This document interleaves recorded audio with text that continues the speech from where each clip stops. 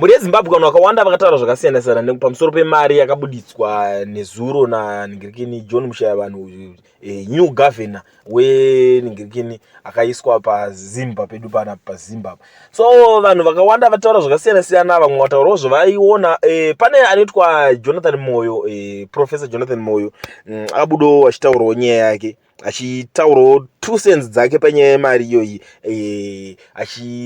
asi pamatauriro ake pane zvinhu zvazotanga kukomentwa nevanhu ndozvaita kuti ndinyatso kuifambira nditi ko boy here nai ningiriki nevaJonathan Moyo abuda akati because the Zigi is gold backed, the run up to its launch today has been overshadowed by uninformed and misinforming discourse based on the gold that the RBZ is holding in its reserves compared to what other countries have accumulated in their gold votes over the years under different circumstances and for different reasons. Ari kuudza kutaura kuti ayo yenyu yaningirikina but yakutongonzi yakadhakwa because vanhu makubuditsa muchikompea nedzimwe nyika dzakaunganidza upfumi hwadzo kwamakore akati wandei, ana Germany, ana Bangladesh. Vanhu vakawanda vakabudawo zvekare vachitaura kuti ayo imimi kana muri kubata muchifananidzana naningirikini nenyika semusiri kufananidzawo nenyika dzemaAfrica. Vamwe vanhu vangakutaurawo pamusoro penyaya iyi.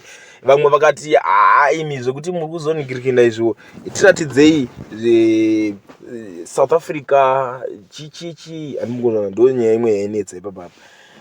But ndiri kuona comment section manje akutaura kuti we are in a country where individuals harvest our gold and own it.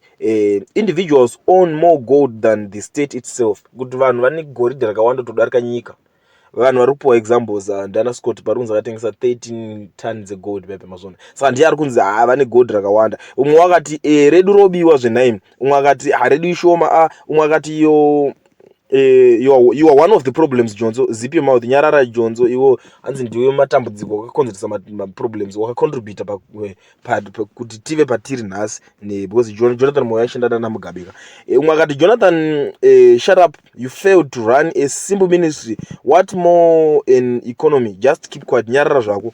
Umwe akati the difference is too much shamwari patone musityano wakakura imbomira izvozvo. Umwe akati please show us reserves for African countries not Germany, Holland, what mumwe uyo ari kusapotana nesystem iripo akati ayo imimi chitatidzai zvenhikirikini yedu yatinayo muno yemaAfrica muno tokompea nedzo kwete dzekunze.